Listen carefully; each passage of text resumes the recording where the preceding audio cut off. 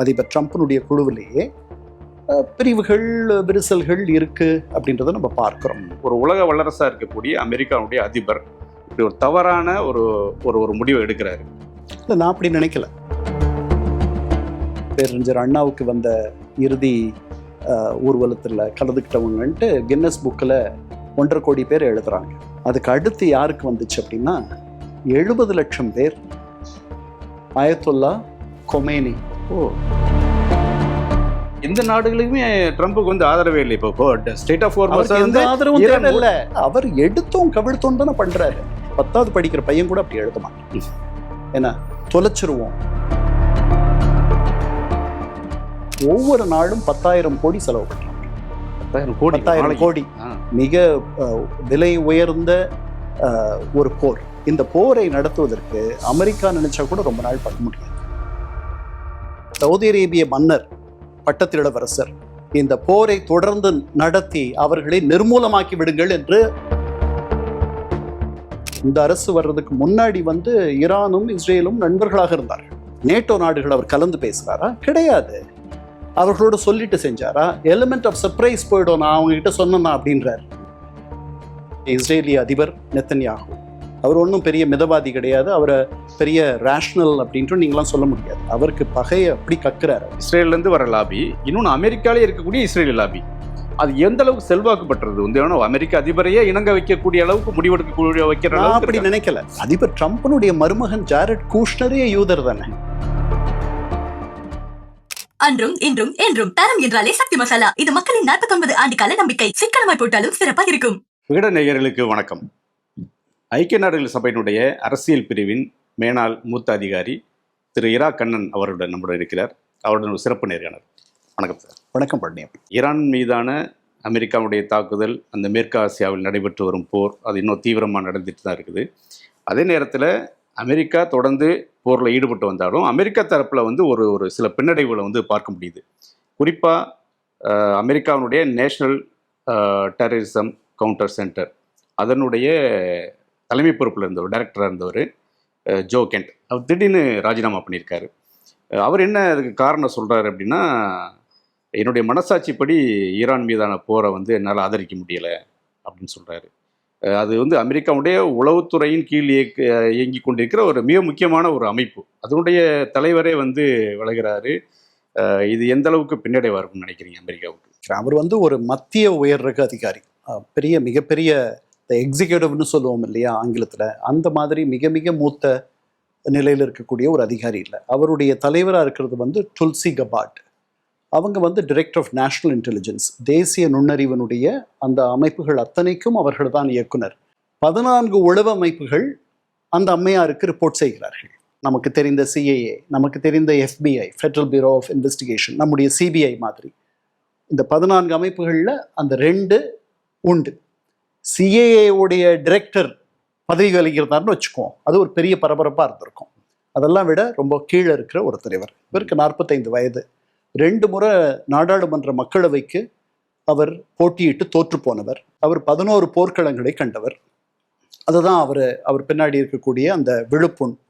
அதுக்கப்புறம் அவருடைய மனைவியை 2017 சிரியாவில் நடந்த உள்நாட்டு போரில் இழந்துட்டார். அந்த போருக்கான காரணமே வந்து இந்த இஸ்ரேலியர்கள் தான். அவருடைய பெரிய வருத்தம் என்னன்னா, இஸ்ரேலியர்கள் தூண்டுதலில், இஸ்ரேலியர்களின் வழிகாட்டுதலில், இஸ்ரேலியர்களின் உந்துதலில் அதிபர் ட்ரம்ப் இந்த தேவையற்ற ஒரு போரை நடத்துகிறார். இதற்கு முன்பாக அமெரிக்க வீரர்கள் பலர் உயிரிழந்திருக்கிறார்கள் இந்த மாதிரியான ஒரு சாகசத்தில்.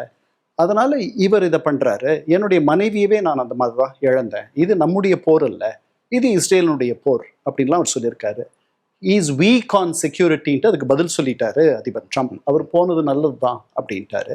நேற்று அவருடைய இந்த வெடிய போன ஜோ கென்டனுடைய தலைவராக இருக்கக்கூடிய துல்சி கபாடும், சிஏஏனுடைய இயக்குனர், அதுக்கப்புறம் ஜான் ராட்க்ளிஃப், அதுக்கப்புறம் FBI-உடைய இயக்குனர் காஷ் பட்டேல், ஒரு நம்முடைய குஜராத்தி வம்சாவழியை சேர்ந்தவர், அமெரிக்க குடி, இவங்க 3 பேரும் நேற்று நாடாளுமன்ற குழுவுக்கு, அதாவது இன்டெலிஜென்ஸ் கமிட்டின்ட்டு இருக்கு, நாடாளுமன்ற நுண்ணறிவு குழுவிடம் அவர்கள் தங்களுடைய வாக்குமூலங்களை 2 மணி நேரம் தந்தார்கள். அந்த வாக்குமூலத்தின் போது இதெல்லாம் ஒரு பெரிய சிக்கலா வரல. இது முதல் முறையாக, அதாவது இந்த போர் இன்னைக்கு 20வது நாளா நடந்துட்டு இருக்கு.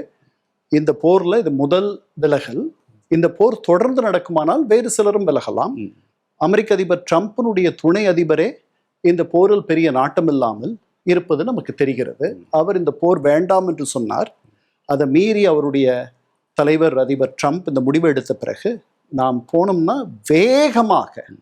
வேகமாக செல்ல வேண்டும், வேகமாக அடிக்க வேண்டும் என்று சொல்லி அவர் சொன்னதெல்லாம் வெளியே வந்துச்சு.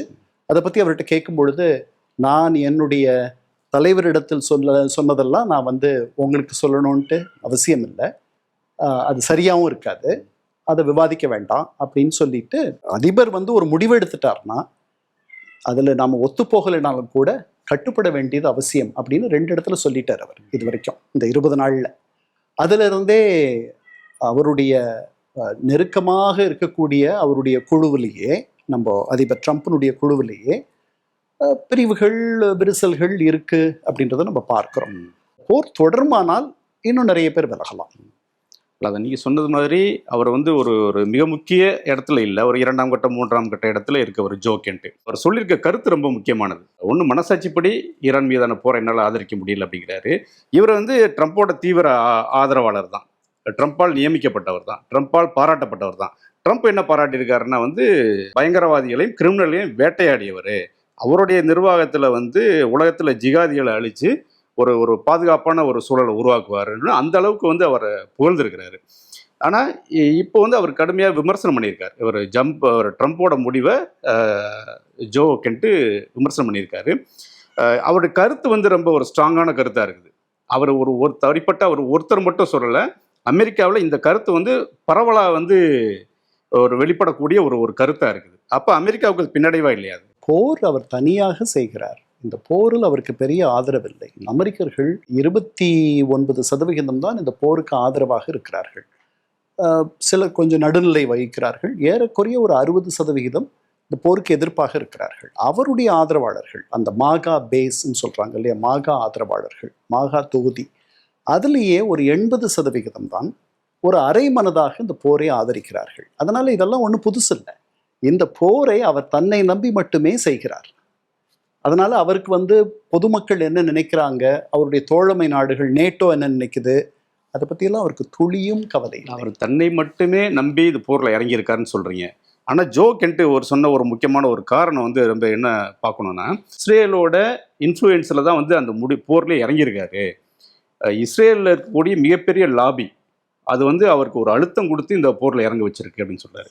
அமெரிக்காவில் இருக்கக்கூடிய சில ஊடகத்தில் இருக்கக்கூடிய லாபி போருக்கான ஒரு காரணங்களில் ஒன்றா இருந்திருக்கு. ட்ரம்ப்புக்கு அழுத்தம் கொடுத்துன்னு சொல்லியிருக்காரு. அப்போ ட்ரம்ப் சொந்தமாக ஒரு முடிவெடுக்கலை, ஏதோ ஒரு ப்ரெஷரில் பண்ணியிருக்காரு. இது அவருக்கு சொந்த நாட்டிலையும் ஆதரவு கிடையாது, மற்ற உலக நாடுகள்லையும் அவருக்கு ஆதரவு கிடையாது. இப்படி ஒரு தவறான முடிவை ஒரு உலக வல்லரசாக இருக்கக்கூடிய அமெரிக்காவுடைய அதிபர் இப்படி ஒரு தவறான ஒரு முடிவை எடுக்கிறாரு. இல்லை, நான் அப்படி நினைக்கல. அவருக்கு வளைகுடா நாடுகளில் ஆதரவு இருக்கு. அவர்கள் வெளியில சொல்லலை. பெரிய யாரும் அந்த போரை வெளியிலிருந்து எதிர்க்கலை.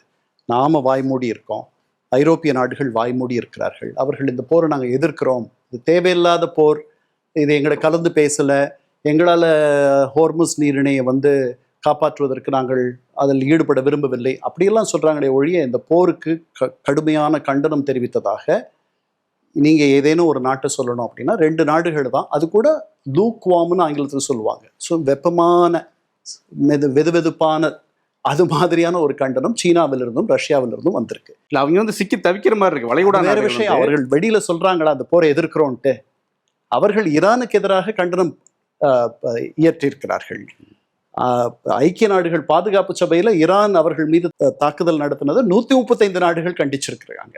சவுதி அரேபிய மன்னர் பட்டத்து இளவரசர் இந்த போரை தொடர்ந்து நடத்தி அவர்களை நிர்மூலமாக்கி விடுங்கள் என்று அதிபர் ட்ரம்புக்கு சொல்வதாக முந்தா நாள் நியூயார்க் டைம்ஸ்ல செய்தி. சரிதானா? அதனால அப்படியெல்லாம் எடுத்துக்க முடியாது. அவர் அவர் ஒரு 80 வயது ஆள் அதிபர் ட்ரம்ப். யதார்த்தமா பார்த்தா வளைகுடா நாடுகள் எண்ணெய் வளத்தை நம்பி இருக்காங்க. அது தவிர சமீபத்துல மிகப்பெரிய அளவுல டூரிஸ்ட் டெவலப் பண்ணியிருக்காங்க. இது ரெண்டு இது ஒரு தற்காலிக பின்னடைவு தான். இதை சரி பண்ணிடுவாங்க. இந்த போரை நீண்ட நாள் நடத்தும் வல்லமை எந்த நாட்டுக்கும் கிடையாது. நீங்க பார்க்குறீங்க, ரஷ்ய யுக்ரைன் போர் அங்க ரஷ்யா எவ்வளவு 10 நாள்ல யுக்ரைனை கைப்பிடித்து விடுவார்கள்னு நினைச்சு எடுத்த படையெடுப்பு இன்னைக்கு 5வது ஆண்டுல இருக்கு. அந்த வல்லமை இதெல்லாம் 2வது உலக போர் கிடையாது. பல நாடுகள் அந்த போரில் ஈடுபட்டன. இந்த போரை தொடர்ந்து நடத்தக்கூடிய வல்லமை அமெரிக்காவுக்கு கூட கிடையாது. 1, இஸ்ரேலுக்கு கிடையாது. 2, ஈரானுக்கு கிடையாது. 3. அதனால 3 பேருமே இந்த போரில் அவங்களுக்கு வேண்டிய இலக்குகளை அடைந்தவுடன் இதை நிறுத்திடுவாங்க. இஸ்ரேலிலும் பொதுமக்களுடைய ஆதரவு இஸ்ரேலுக்கு நிறைய இருக்கு. ஆனால் இராணுவ வியூக அமைப்பாளர்கள் மற்றவர்கள் இந்த லெபனான்ல அவர்கள் எடுத்திருக்கிற படையெடுப்பு இதெல்லாம் வீண் முயற்சி என்று எண்ணுகிறார்கள். ஏன்னா இதெல்லாம் முன்னாடியே 2 தடவை அவங்க பண்ணி தோற்று போனார்கள். அவர்களால் ஹெஸ்புல்லாவை ஒழிக்க முடியும். அதிபர் ட்ரம்ப் இத்தனை பேரை பகச்சிட்டு நடத்துறாரா அப்படின்னா அவர் எல்லாமே அப்படித்தானே பண்றாரு. இப்போ வெனிசுவேலாவில் அவர் போய் படையெடுத்து அவர் கடத்திட்டு வந்தாரு ஒரு அதிரடி நடவடிக்கையில. அதற்கு மட்டும் பெரிய ஆதரவு இருந்துச்சா? அமெரிக்காவில் கிடையாது. நேட்டோ நாடுகள் அவர் கலந்து பேசுறாரா? கிடையாது. அவர்களோட சொல்லிட்டு செஞ்சாரா? எலிமெண்ட் ஆஃப் சர்ப்ரைஸ் போயிடும், நான் அவங்க கிட்ட சொன்னேன்னா அப்படின்றார். இஸ்ரேலுக்கு ஜென்ம விரோதிகள் இந்த ஈரானியர்கள். அதனால இந்த ஈரானிய அரசு வீழணும். இஸ்ரேல் மேல அது காட்டுற பகைமை போகணும். ஏன்னா இந்த அரசு வர்றதுக்கு முன்னாடி ஈரானும் இஸ்ரேலும் நண்பர்களாக இருந்தார்கள் 79க்கு முன்னாடி. இந்த புரட்சி அரசு வந்த பிறகுதான் இவ்வளவு பகை பெருசா வளர்ந்துச்சு. அதனால இவர்கள் போகணும், இந்த பகை உணர்வு உள்ள ஒரு ஆட்சி முழுவதுமாக போகணும்ட்டு அவர்களுக்கு தெரிந்த இந்த படுகொலைகளை அவர்கள் தொடர்ந்து செய்கிறார்கள். அதனாலலாம் அதை வீழ்த்த முடியாதுன்றது தான் என்னுடைய எண்ணம். பண்ணிட்டு இருக்காங்க. அமெரிக்காவுக்கு ஈரானை ஒரு மிகப்பெரிய தீய சக்தி இந்த அரசை அப்படின்ற ஒரு எண்ணம் ட்ரம்ப்புக்கு மட்டும் வரல. அவருக்கு முன்னாடி இருந்தவர்கள் ஒபாமாவுக்கு இருந்துச்சு, அதுக்கு முன்னாடி இருந்த புஷ்ஷுக்கு இருந்துச்சு. புஷ் ஆக்சிஸ் ஆஃப் ஈவில், தீயதனுடைய அச்சு என்று 3 நாடுகளை சொன்னார். அதுல ஈரான் 1, வடகொரியா இன்னொன்று, 3வது ஈராக். ஈராக்கில் அவர்கள் நடத்திய தவறுதலான சாகசம் இன்னைக்கு வரைக்கும் நம்ம பேசணும். 2003 படையெடுத்து போனார். உள்ள அங்கே பேரழிவு ஆயுதங்கள் இருக்குன்னு சொன்னார். அப்படிலாம் எதுவும் இல்லாத போயிடுச்சு. அங்கே பெரிய ஒரு நிலைத்த ஒரு தன்மை இருந்ததை நிலைக்குலைய செய்த பெருமை புஷ்ஷனுடைய அமெரிக்காவுக்கு உண்டு.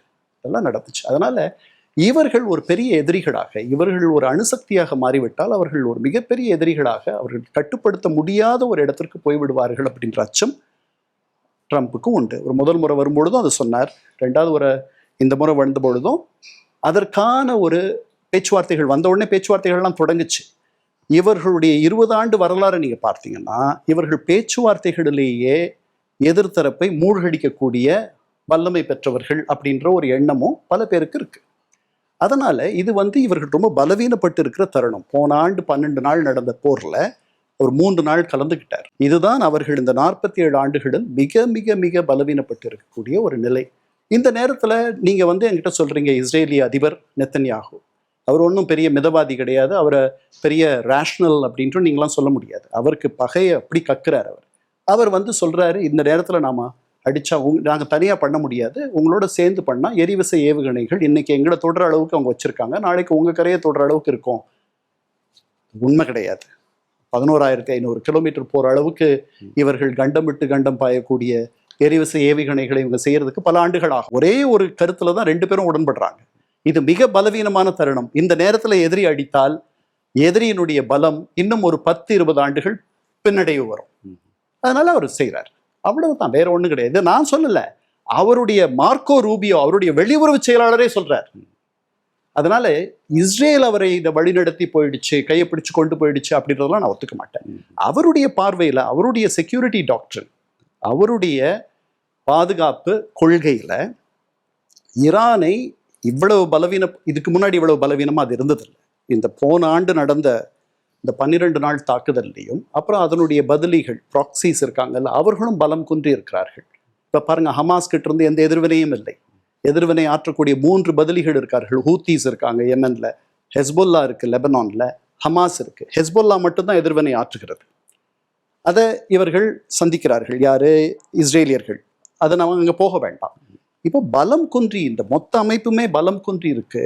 நாம இந்த நேரத்தில் அவர்களை தாக்கிட்டோம்னா ஒரு 20 ஆண்டுகளுக்கு நாம ஒரு பாதுகாப்பு உணர்வை பெற்று விடுவோம் அப்படின்னு அவர் நினைக்கிறார்.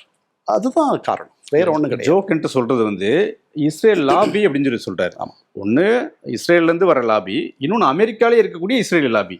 அது எந்த அளவுக்கு செல்வாக்கு பெற்றது வந்து அமெரிக்க அதிபரையே இணங்க வைக்கக்கூடிய அளவுக்கு முடிவெடுக்கக்கூடிய வைக்கிற நான் அளவுக்கு அப்படி நினைக்கல. அந்த மாதிரி நிறைய பேர் சொல்றாங்க. அவருடைய மருமகனே யூதர் தானே.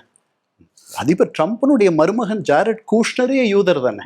அதனால அப்படியெல்லாம் நம்ம நினைக்க வேண்டிய அவசியம் இல்லை. அது வந்து ஒரு சிம்பிளிஸ்டிக் வியூன்றது என்னுடைய அபிப்பிராயம். யூதர்கள் மிக செல்வாக்கான நிலையில் இருக்கிறார்கள், பல பெரிய இடங்களில் இருக்கிறார்கள்.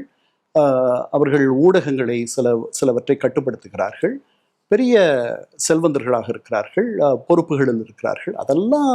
அதெல்லாம் ஒரு பக்கம் இருந்தாலும் கூட 70க்கு பிறகுதான் இஸ்ரேலுக்கும் அமெரிக்காவுக்கும் ஒரு பெரிய உறவே வருது. அந்த உறவு அதுக்கப்புறம் தான் கெட்டிப்படுது. ஏன்னா வியட்நாமில் இவர்கள் பட்ட துன்பத்தை, அமெரிக்கா பட்ட துன்பம், இவர்களை இந்த சின்ன நாடு இத்தனை 2-3 தடவை இத்தனை அரபுகள் நாடுகள் சேர்ந்து இவங்களை படையெடுத்தாங்க, வென்றுட்டாங்களே அப்படின்ட்டு அவர்கள் மேல ஒரு சின்ன ஒரு மரியாதையும் மயக்கமும் வருகிறது.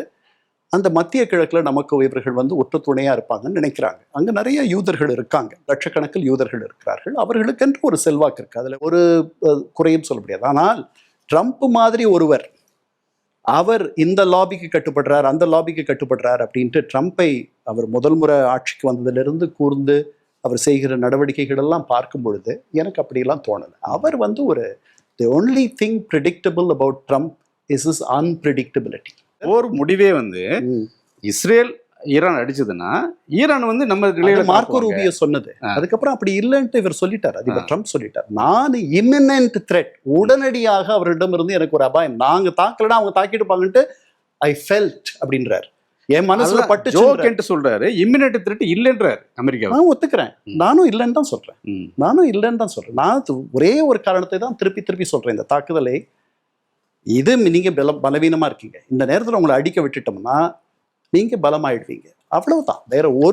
வேற எந்த காரணமும் கிடையாது இதற்கு. இதுல வென்று அவர்கள் மீண்டும் பேச்சுவார்த்தைக்கு வந்தாலோ, அல்லது அந்த 400 சில்லற கிலோகிராம் யுரேனியம் செறிவூட்டப்பட்டது அவங்க கிட்ட இருக்கிறத அவங்க ஒப்படைச்சிட்டாலோ, அவர்கள் நாங்க அணுசக்தியாக மாற விரும்பவில்லை, ஆக்கு சக்திகளுக்கு மட்டும் அதை பயன்படுத்துகிறோம் என்ற ஒரு ஒப்பந்தத்துக்கு தப்பி தவறி வந்துட்டாலோ, இதெல்லாம் நடக்கும்ன்ற நம்பிக்கை எனக்கு இல்லை. அப்படி நடந்துட்டா அவர் வரலாற்றில் பொன்னெழுத்துகளால் பொறிக்கப்படுவார். ஆனா எந்த நாடுகளுமே ட்ரம்புக்கு ஆதரவே இல்லை. இப்போ ஸ்டேட் ஆஃப் ஹோர்மோஸா ஈரான் மூடிடுச்சு, நீங்களாம் வாங்க அப்படின்னு சொல்லி மற்ற நாடுகள் அழைக்கிற யாருமே வரலையே.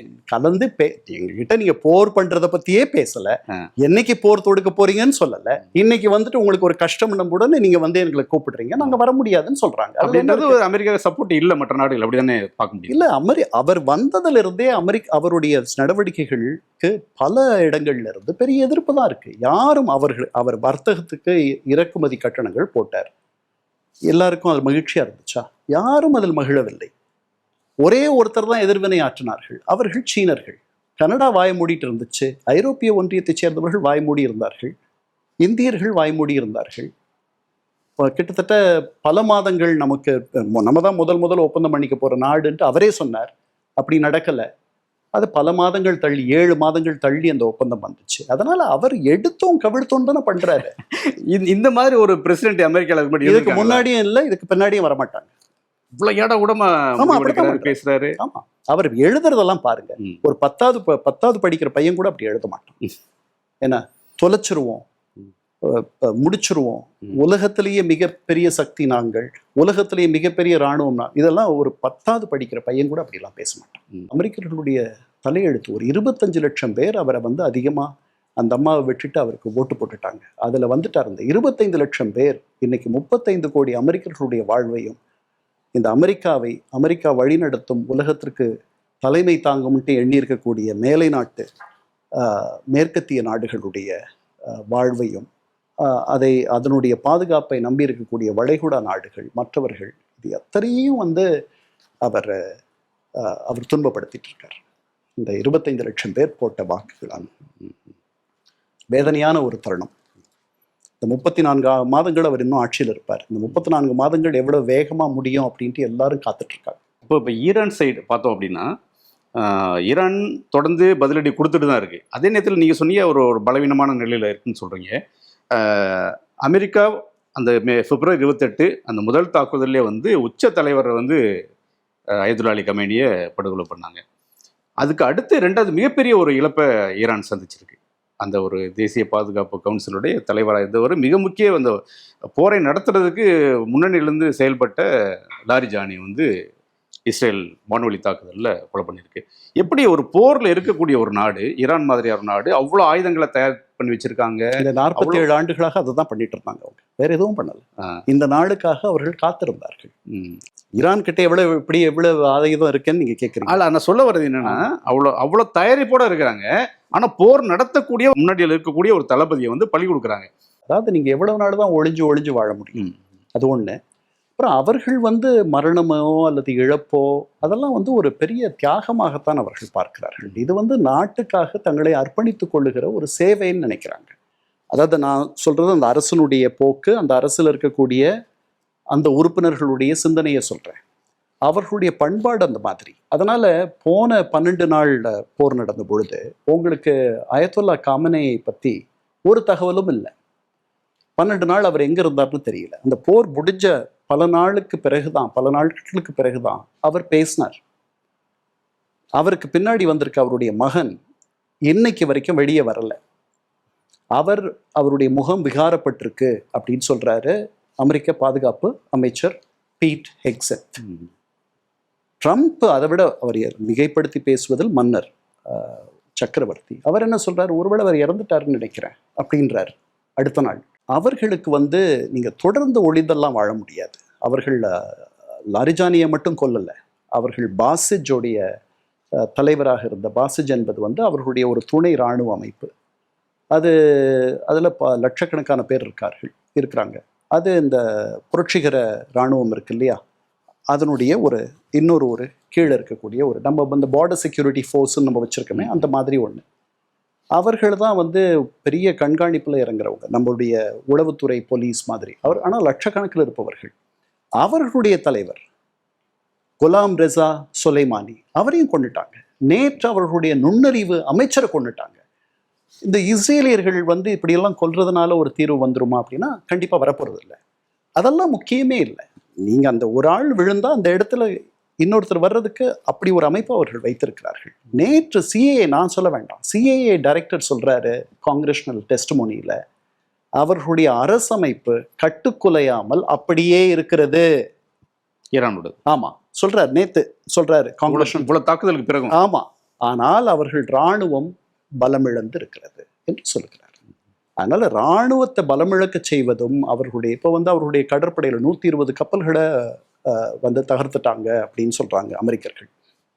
வான்வழி பாதுகாப்பு முழுக்க ஏர் டிஃபென்ஸ் எல்லாம் முடிஞ்சு போச்சு. அதனால தான் அவர்களால் சுதந்திரமாக எப்போ வேணாலும் வான்வழியில் போய் குண்டு போட முடியும். 2 பேருமே பண்ணலாம், அவர்கள் அதை பண்ண மாட்டேன்றாங்க. பட் அப்படி பண்ணணும்னா பண்ணலாம். இப்போ 12 நாள் தாக்குதல் நடந்த பொழுது முதல்ல அவர்களுடைய வான்வழி பாதுகாப்பு அமைப்புகள் மொத்தத்தையும் அவர்கள் செயலிழக்க செஞ்சிட்ட பிறகுதான் அதை நடத்தினாங்க. தொடர்ந்து அங்கிருந்தே அவர்கள் குண்டு போடலை, எரிவிசை ஏவுகணை அப்படிலாம் இல்லை. வான்வழியா வந்து நம்ம கடைசி 3 நாள்ல அமெரிக்கர்கள் அந்த தாக்குதலில் பங்கெடுத்துக்கிட்ட போது இங்கே வந்து ஈரானிய வான் எல்லைக்கு வந்து தான் அந்த குண்டுகளை போட வேண்டி இருந்துச்சு. ஈரானுமே இஸ்ரேலில் இருக்கக்கூடிய அந்த அயன்டோம் அந்த மாதிரி ஏர் டிஃபென்ஸ் சிஸ்டத்தை காலி பண்ணாங்க அந்த 12 நாள் போரில். இப்பயும் இஸ்ரேல் மேலே அடிச்சுட்டு தான் இருக்காங்க. ஆமாம், எல்லாருக்குமே இருப்பு குறைஞ்சிட்டு இருக்கு. அதனாலையும் அமெரிக்காவுக்கும் குறையுது, இஸ்ரேலுக்கும் குறையுது. அமெரிக்காவுக்கு நிறைய குறைஞ்சிட்டு இருக்கு. அவர்கள் என்ன அது 7800 இலக்குகளை தாக்கியிருக்காங்க. அப்போ எப்படி குறையாது இருக்கும்? அதனால அவர்கள் ஒரு பெரிய நாடு. அதே நேரத்தில் வந்து ஒரு விலை உயர்ந்த அந்த ஆயுதங்களை பயன்படுத்திருக்காங்க. பொருளாதார மிகப்பெரிய பாதிப்பு அமெரிக்கா கண்டிப்பா ஒரு நாளுக்கு இருக்கு. கண்டிப்பா இஸ்ரேலியர்களுக்கு ஒரு பெரிய பின்னடைவு தான் அது பொருளாதார ரீதியாக. அமெரிக்கா வந்து ஒரு முதல் 3 நாள்ல மட்டுமே 30,000 கோடி செலவு பண்ணிட்டாங்க. ஒவ்வொரு நாளும் 10,000 கோடி செலவு பண்றாங்க. 10,000 கோடி நம்ம பணத்துல 10,000 கோடி வரைக்கும். ஆமா, ஒவ்வொரு நாளும் $1 பில்லியன் செலவு பண்றாங்க. $1 பில்லியன் இன்னைக்கு விலைக்கு 9,200 கோடி. இது வந்து உலகத்திலேயே மிக செலவான, மிக விலை உயர்ந்த ஒரு போர். இந்த போரை நடத்துவதற்கு அமெரிக்கா நினைச்சா கூட ரொம்ப நாள் பண்ண முடியாது. அதனாலதான் அவர் பயப்படுறாரு. அவர் இறங்கிட்டாரு ட்ரம்ப் போர்ல.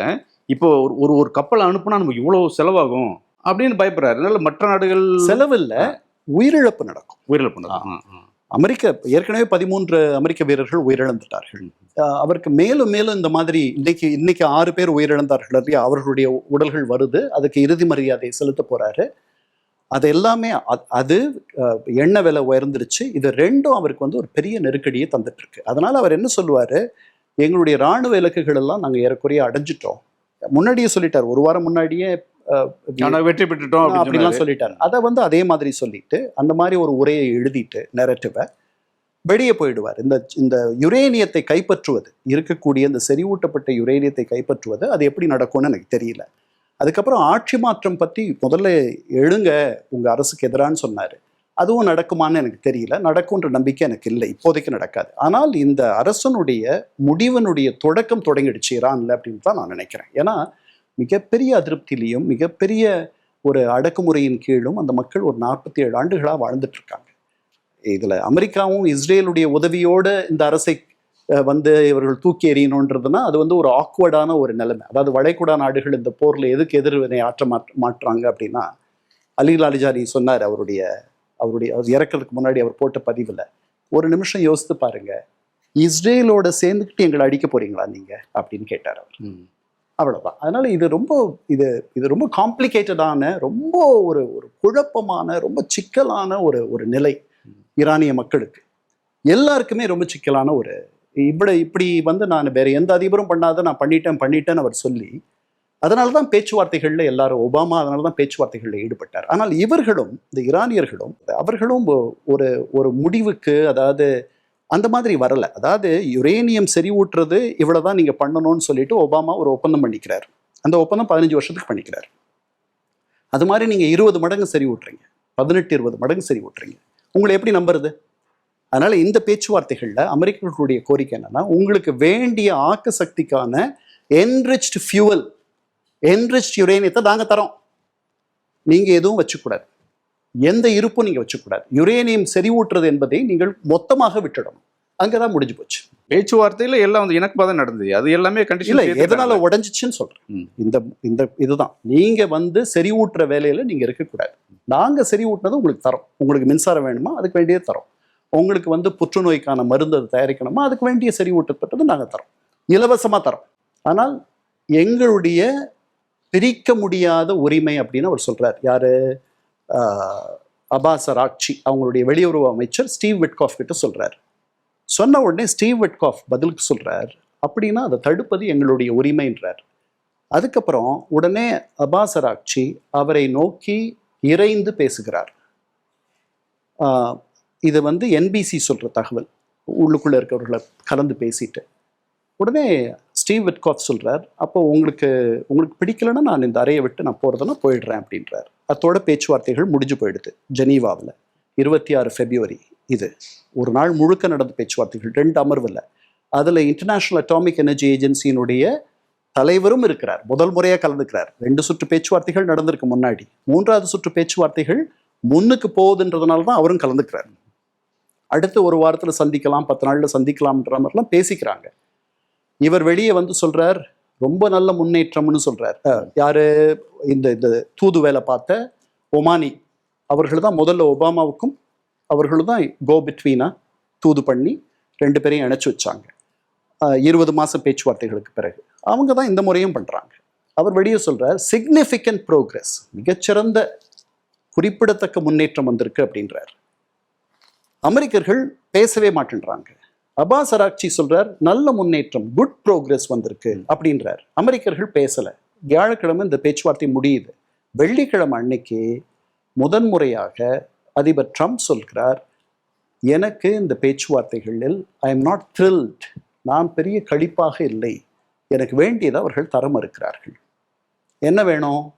நீங்க யுரேனியத்தை தொடவே கூடாது, உங்களுக்கு செறிவூட்டப்பட்ட யுரேனியத்தை நாங்க தரோம், நீங்க அதை பயன்படுத்திங்க, அது இவ்வளவுதான் இருக்கும், அதனுடைய வீரியம் இவ்வளவுதான், அதை வச்சு நீங்க குண்டு பண்ண முடியாது, அதனால அதுக்கு நீங்க கணக்கு தரணும். இல்லை, நாங்க யுரேனியத்தை நாங்கள் செறிவூட்டுவது என்பது எங்களுக்கு பிரிக்க முடியாது, இன்ஏலியனபிள் ரைட் அவர் சொன்னது, அப்பாஸ் அராக்சி சொன்னது. ஸோ இங்கே அப்போ அவர் முடிவு பண்ணியிருப்பாரு, இவர்கள் வந்து நம்ம கேட்டது தரமாட்டாங்க, நாம வந்து முடிவு எடுத்துருவோம். அவர் வந்து இந்த வெனிசுவேலாவில் அவருக்கு கிடைச்ச வெற்றியில ரொம்ப ஒரு மிதப்புக்கு வந்துட்டார். அதுதான் உண்மை. அவருக்கு வந்து ஒரு பெரிய தாழ்வு மனப்பான்மை உண்டு. தான் வந்து ஒரு பெரிய ஒரு பாரம்பரியமிக்க ஒரு அரசியல் குடும்பத்திலிருந்து வரல. ஒபாமா மாதிரி உலக செல்வாக்கு பெற்றவராகவும் நம்ம ஆகலை. ஜார்ஜ் புஷ் மாதிரியோ அவர்களெல்லாம் ஒரு பாரம்பரியமிக்க ஒரு குடும்பத்திலேருந்து வரவங்க. அந்த மாதிரி இல்லை. நம்மளை வந்து எல்லாரும் குறைச்சி மதிப்பிடுறாங்க. நாம் வந்து ஒரு பெரிய தலைவர் இல்லை, ஒரு ஆளுமை மிக்கவர் இல்லை அப்படிலாம் அந்த வருத்தமெல்லாம் அவருக்கு இருக்கு. நோபல் பிரைஸ் கிடைக்கும் சொல்லி கிடைக்கல. ஆமாம், அதனால் அதனுடைய வெளிப்பாடு தான் தோணுது. இப்போ இந்த ஈரான் மக்கள் வந்து அரசுக்கு எதிராக ஒரு கடுமையான ஒரு அதிருப்தியில் இருக்காங்கன்னு சொல்லலாம் சொன்னீங்க. ஆனால் இந்த போருக்கு பிறகு அவர் அயதுல்லா அலி கமேனி படுகொலை செய்யப்பட்டது, ஈரான் மீது தாக்குதல் நடத்தினது, அது இல்லாமல் இப்போ இந்த லாரிஜானி பார்த்தீங்கன்னா லட்சக்கணக்கான மக்கள் வந்து அவருக்கு வந்து அஞ்சலி செலுத்தியிருக்காங்க.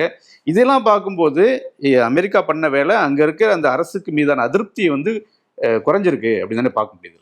தெரியல நமக்கு. அந்த நானும் பார்த்தேன் பிபிசியில் அந்த படங்கள் எல்லாம். அதெல்லாம் வச்சு ஒரு முடிவுக்கு வர முடியும்னு நான் நினைக்கல. ஏன்னா இரானியர்கள் அங்கிருந்து வெளி உலகத்தோடு தொடர்பு கொள்ளுகிற இரானியர்கள், அங்கிருந்து அந்த நாட்டில் இருக்க முடியாதுன்னு சொல்லிட்டு மேற்கத்திய நாடுகளுக்கு குடிபெயர்ந்த புலம்பெயர்ந்த இரானியர்கள், அவர்கள் பெரிய நிம்மதி பெருமூச்சு விடுகிறார்கள் அயத்துல்லா கமேனியினுடைய மறைவுக்கு. அதனால் அப்படி சொல்ல முடியாது. அப்புறம் லாரிஜானி வந்து இப்போ சமீபத்தில் நடந்த போராட்டங்களில் ஒரு 3000 பேர் கொல்லப்பட்டார்கள்ன்ட்டு அவங்க அரசே சொல்லிச்சு. அதுக்கு மேலே இருக்கலாம், பல ஆயிரங்கள் இருக்கலாம். அதற்கு பெரிய மூல காரணம் மூளை அவர் தான். அதனால் நமக்கு தெரியாது, நம்ம அங்கே போனால் தான் தெரியும் என்ன உண்மைன்ட்டு. எல்லாரோடும் பேசி பார்த்த பிறகு தான் தெரியும். கூட்டம் வருவது என்பது வந்து அவர்கள் வந்து மரணத்தை கொண்டாடுபவர்கள். அதனால் உலகத்திலேயே அதிகமாக பேரறிஞர் அண்ணாவுக்கு வந்த இறுதி ஊர்வலத்தில் கலந்துக்கிட்டவங்கன்ட்டு கின்னஸ் புக்கில் 1.5 கோடி பேர் எழுதுகிறாங்க. அதுக்கு அடுத்து யாருக்கு வந்துச்சு அப்படின்னா 70 லட்சம் பேர் அயத்துல்லா கொமேனி உலகத்தினுடைய 2. அதனால் அது ஒரு பெரிய செய்தியாக நான் பார்க்கவில்லை. அவர்கள் மரணத்தை கொண்டாடுபவர்கள். இந்த போர் வந்து எவ்வளோ தூரம் போகும்? ஏன்னா வந்து 3 தரப்புமே டயர்ட் ஆகிருப்பாங்க. நான் வந்து கிட்டத்தட்ட ஒரு 3 வாரம் ஆச்சு. 3 தரப்புமே ஒரு சோர்வை எட்டிருக்காங்களா அப்படின்றது தெரியல. இது எவ்வளோ தூரம் போர் போகும்னு தெரியல. ஈரானை பொறுத்தளவில் இந்த ஸ்ட்ரைட் ஆஃப் ஹோர்மஸ் வந்து மிகப்பெரிய ஒரு பலமாக அவங்க கையில் வச்சுட்டு இருக்காங்க. மற்ற நாடுகளுமே பாதிக்கப்பட்டிருக்காங்க. எண்ணெய் போல, எரிவாயு போல கப்பலெல்லாம் தேங்கி நிற்கிது. இப்போ இது அழுத்தம் வந்து அது எந்த மாதிரியான ஒரு ரிசல்ட் கொண்டு வரும்? இல்லை, எனக்கு இந்த போர் இன்னும் ஒரு 2 வாரம், இந்த மாத கடைசி அல்லது அடுத்த மாத தொடக்கத்தில் முடிஞ்சிடும். இந்த போரை நான் முன்னாடியே சொன்ன மாதிரி இந்த போரை 3 பேரும் நடத்துவதற்கு ஒரு முடியாததான் பண்ணிக்கிட்டு இருக்காங்க. அதனால் அவர் வந்து இதுக்கு மேலே எண்ணெயினுடைய விலை ஏறிச்சினாலோ, அமெரிக்க உயிரிழப்புகள் அதிகமாச்சினாலோ, இந்த நீரிணையில் வந்து போக்குவரத்து நிற்கிற வரைக்கும் எண்ணெயினுடைய விலை ஏற்றம் என்பது தடுக்க முடியாததாக இருக்கும். அதில் ஒரு 5ல் 1 பங்கு தான் அங்கே எண்ணெய் வரத்து நடக்குதுன்னா கூட இந்த போரில் இன்னொரு பின்விளைவை நீங்கள் பார்க்கணும். இந்த போர்னால் ரஷ்யா தொடுத்திருக்கிற யுக்ரைன் போர் மீது கவனம் சிதறிடுச்சு. அதுக்கப்புறம் அவர்கள் மீது அமெரிக்கா விதித்திருந்த பொருளாதார தடைகளை அவர் 1 மாதம் விலக்கிட்டார். யார் வேணாலும் ரஷ்யா கிட்டேருந்து வாங்கலாம். அதில் விலக்கு அடிக்கப்பட்ட நாடுகள், உலக நாடுகள் அத்தனைக்கும் விலக்கு. அதில் நாம் ஒரு நாடு, நமக்கு மட்டும் தனியாக விலக்கு கிடையாது. ஐரோப்பியர்களை அங்கேருந்து எண்ணெய் வாங்குங்கன்னு சொல்கிறார்.